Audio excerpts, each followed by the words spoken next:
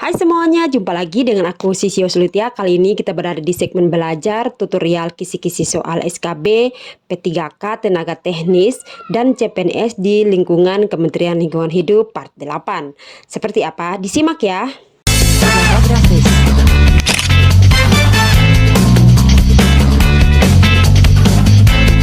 Java grafis.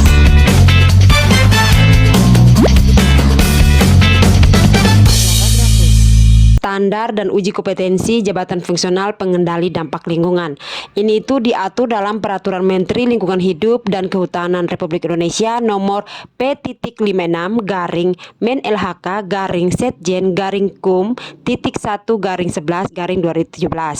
Nah, jabatan fungsional ini itu yang biasanya di kabupaten kota itu atau di provinsi itu yang dilantik jabatan fungsional yang disetarakan. Seperti yang dulu itu kan kepala seksi. Nah, kepala seksi itu sekarang itu merupakan jabatan fungsional yang disetarakan. Jadi kalau mereka mau naik pangkat, nah itu harus mengikuti uji kompetensi jabatan fungsional. Nah, kebetulan saya ini ada di jabatan fungsional pengendali dampak lingkungan. Jadi saya akan men-share informasi ini. Jadi yang pertama tadi itu adalah peraturannya. Yang kemudian di sini itu ada definisi tentang pengendali dampak lingkungan, itu definisinya seperti apa. Nah, sini teman-teman bisa lihat. Jadi pengendali dampak lingkungan itu yang ada kalau di bidang, ini definisinya, tapi saya mau jelaskan. Kalau di bidang itu dia di bawahnya bidang AMDAL. Kalau di tempatku masih ada bidang AMDAL atau kajian dampak lingkungan. Itu biasanya di setiap kabupaten kota itu nama bidangnya itu kan berbeda-beda sesuai dengan tipe dari si OPD itu. Jadi kalau di tempatku itu dia tipe B. Jadi cuma ada 3 bidang dengan 3 seksi. Jadi pengendali dampak lingkungan dia di bawahnya bidang AMDAL. Jadi saya di bagian kasih perencanaan, pemantauan, dan kajian dampak lingkungan. Nah, ini adalah salah satu definisi dari pengendali dampak lingkungan itu apa? Itu disingkatnya PEDAL. PEDAL itu pengendali dampak lingkungan. Berikutnya, kompetensi adalah kemampuan kerja setiap individu yang mencakup aspek pengetahuan, keterampilan, dan sikap kerja sesuai dengan standar yang ditetapkan. Itu definisi dari kompetensi.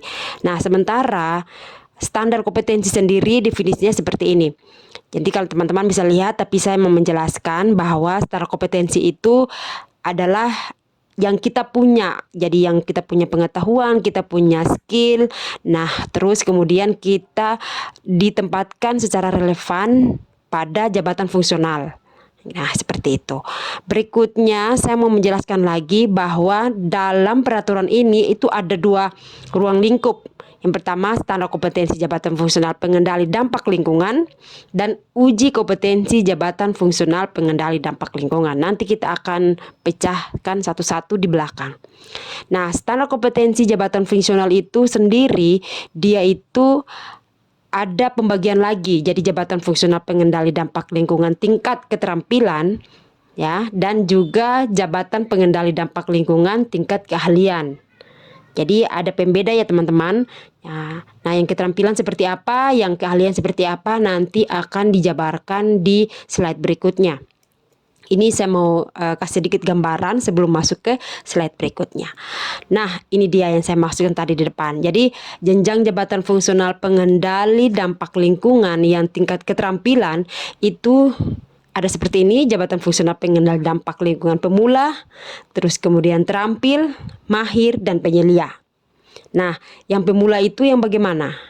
Nah, yang pemula itu yang sekolahnya, maksud saya yang pada saat tes PNS-nya itu dia menggunakan ijazah-ijazah tertentu gitu.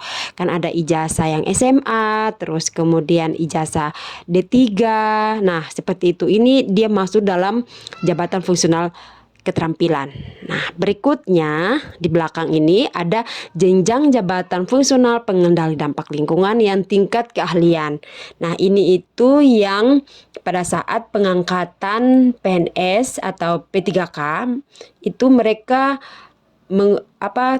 tes CPNS-nya atau P3K-nya itu menggunakan ijazah S1 dan S2. 3A per golongan. Jadi kalau ijazah S1 kan langsung 3A. Terus kemudian kalau ijazah S2 3B. Atau yang S2 kemudian dia mau pindah ruang dari 3D ke 4A.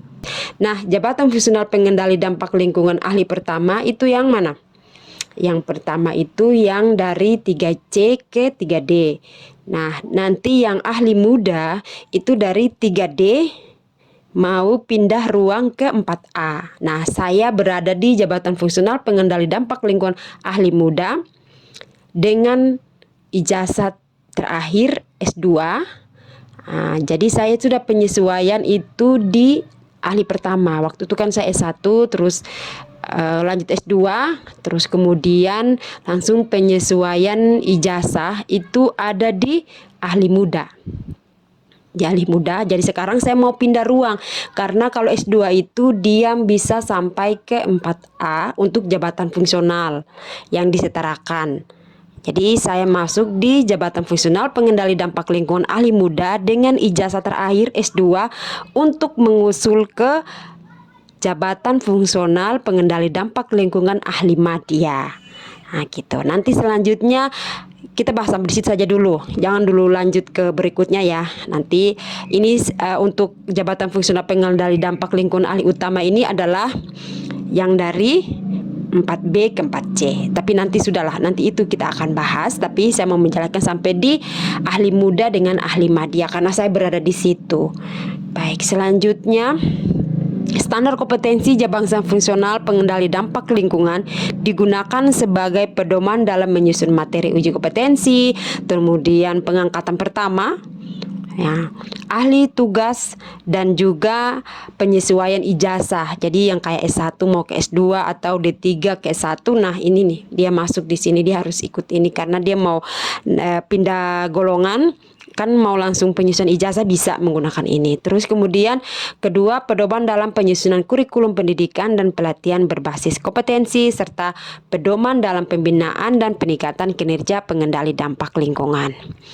Terus berikutnya, nah standar pengendali jabatan fungsional pengendali dampak lingkungan digunakan sebagai kompetensi manajerial dan kompetensi teknis.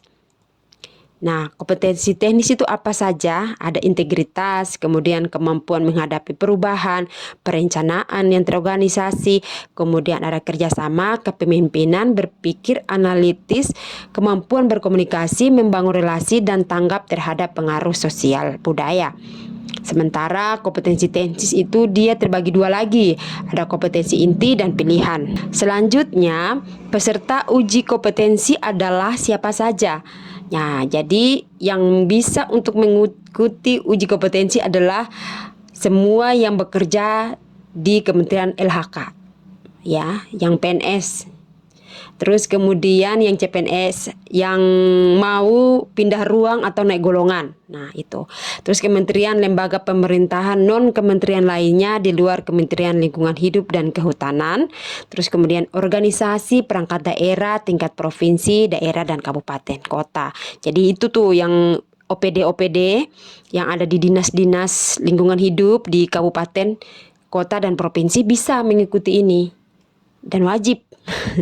Kemudian peserta uji kompetensi itu harus seperti apa syaratnya. Jadi syaratnya itu ada. Jadi minimal angka kredit kita itu 50% dari angka kredit yang diisyaratkan untuk kenaikan jenjang jabatan di atasnya. Oke. Nah, terus melakukan kegiatan yang dipersyaratkan pada standar kompetensi teknis sesuai dengan jenjang jabatan yang akan diduduki. Nah, ini itu ya yang peserta uji kompetensi harus memiliki ini. Ya, itu yang pertama kita harus punya PAK. PAK itu didapat dari mana? PAK itu didapat dari DUPAK. DUPAK itu adalah apa yang kita lakukan selama 2 tahun terakhir di job desk yang telah kita lakukan. Job desknya apa saja? Yang pertama, kalau kita menyusun dokumen UKL UPL itu dia ditarik ke belakang ya. Kita harus punya surat tugas, terus itu yang pertama, kita punya SK. Terus pokoknya hal-hal yang berhubungan dengan dokumen UKL UPL. Jadi kalau kita mau turun untuk memeriksa dokumen, kita harus punya surat tugas. Kita juga harus punya SK. SK apa? SK komisi. Ya, SK komisi sebagai tim dalam pemeriksaan dan pengawasan penyusunan dokumen UKL-UPL seperti itu. Terus apalagi semua hal yang berhubungan dengan tupoksi atau job desk-nya kita. Itu salah satunya UKL-UPL. Terus apalagi selain UKL-UPL ada lagi kan KHS, RPJMD, kabupaten kota pasti punya, harus punya itu. Nah, itu juga salah satunya, dan juga kita melakukan berbagai macam kegiatan sehari-hari selama 2 tahun terakhir. Kalau kita mengikuti pelatihan harus punya surat tugas. Terus surat tugas harus punya laporan dari hasil kegiatan tersebut. Nah, itu dilaporkan. Nah, itu masukkan dalam dupak. Seperti itu ya, teman-teman. Saya sementara dalam melakukan hal tersebut. Jadi saya menjelaskan dan menginformasikan ke teman-teman yang sementara untuk mengusul pangkat ya Oktober 2023 untuk penyesuaian ijazah atau pindah ruang. Boleh teman-teman bisa menerima informasi ini dan di-share ke teman-teman lainnya. Berikutnya adalah penyelenggaraan uji kompetensi itu dia cuma dilakukan 2 kali dalam 1 tahun dalam jenjang jabatan. Jadi dalam satu periode pengusulan pangkat itu kan April dengan Oktober ya teman-teman. Jadi di sebelum itu, sebelum April dan sebelum Oktober itu pasti sudah ada uji kompetensi atau UKOM istilahnya.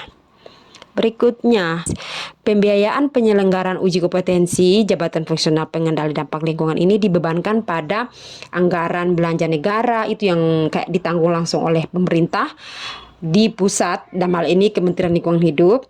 Kemudian yang kedua, anggaran pendapatan belanja daerah yang di badan dinas yang mau pesertanya yang mau ikut biasanya itu sudah disediakan anggaran untuk mengikuti ini serta sumber pendanaan lainnya yang sah sesuai dengan peraturan perundang-undangan. Nah, itu dia yang bisa aku share ke teman-teman. Semoga bermanfaat. Sampai jumpa. Dadah.